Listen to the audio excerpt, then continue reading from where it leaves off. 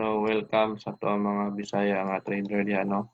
So kini siya is market analysis lang ni siya nako sa akong view. So technical analysis na ko sa pagtan-aw nako then unta na pud mo makuha nga knowledge no. So far man mga niaging adlaw mga past week is napagyapon ta diri ang range no. Wala gyapon na usab.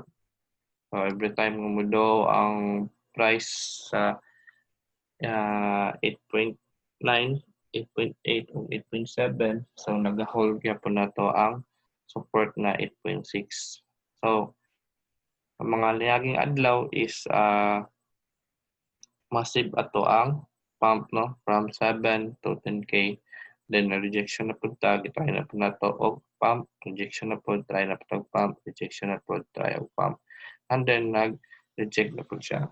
So karon na pud niya na pud sa mga bullish no na ato ang i-try og break. So careful lang if maka-hint na mo diri ang if ang candle adto na diri is sunahon ninyo mag-short. So careful lang guys kay mag-open ta ugma og weekly candle o monthly candle. So basig possibility nga maglahi na pud ato ang trading range no. So if ma-break ang 9.8 atong range na pud na is 10,300. So before mo ma-FOMO or before grabe kayo ang pump ana is advice lang nako nga hulat og retracement sa 9.8 no. Hulat og retracement sa 9.8. So diri mo na tong dili mga advisable nga dagko kay kag leverage. So even na dako kayo ka og gamay ra imong leverage pero makadepende gyapon na sa imong size. So kaya na tong mga trade ka diri mga times 5 margin call lang nimo. So muna if ma-break ang 9.8 no nya balikon niya og daw ning 9.8 for test support. So kung mag-test gani siya guys, mo na diri na pud ato ang trading range na maglahi na pud. So possible nga kung ma-break ang 10,500 makita tag 11k if ma-break. So ato ang pay attention lang nato if ma-break ba is or if ma-break ba kay if maato na gani sa 10,000 nga level kay ato ang tanawon is kining mga resistant na to nga dagko kayo. So mo na to mga resistant mga weekly guys. Big siya, big time frame. So mo na every time na maghita tong mga pila ka week is 1, 2, 3, 4, 5, 6. Mga 5 weeks ka 5 weeks ka candle nga mo nang mag-retrace, mag-pump, mag-retrace, mag-pump. Tungod ani to ang mga old nga support na nahimo na resistant karon. So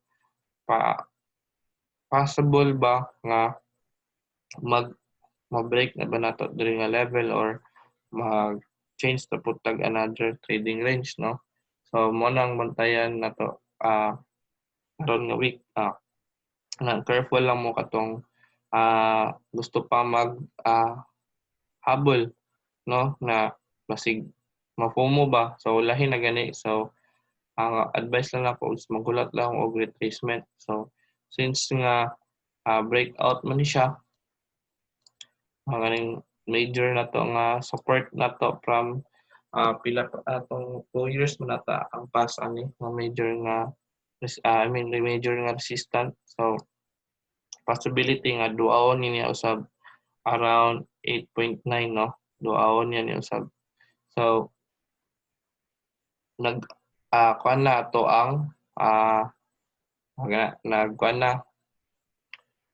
nag-angat na to ang support na to. So uptrend pa jud ta or pa downtrend. So kung tanawon po nato sa RSI sa weekly is weekly. So RSI sa weekly is naghan pa og room na atuad but kini atong tanawon ng mga resistant nato sa ato ang RSI and then nag-signal po na to ang MACD og bullish, no?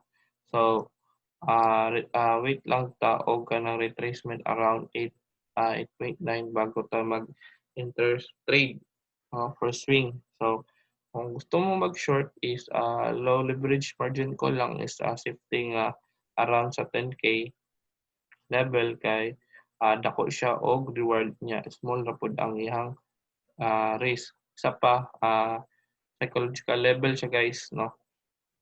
Gamay na lang ang magpalit ana tungod kaya naik-hadlock ba. Every time man gud nga motungtong diha nga presyo is mag-dump ang market nanapot ng mga big fish nga whale.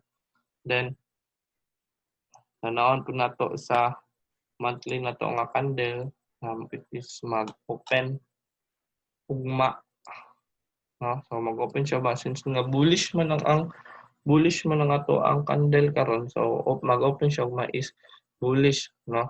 So mahimo na po nato ang support ning 9,300 ug 9,200. So mao na ato ang support na to for short term lang na siya guys. Short term. So sa bearish scenario mo pod is so far ako nakita naman nga is kaning 4 hours candle na nagsignal na og cross, then pati ang RSI sa MACD nagsignal siya og cross og bearish signal.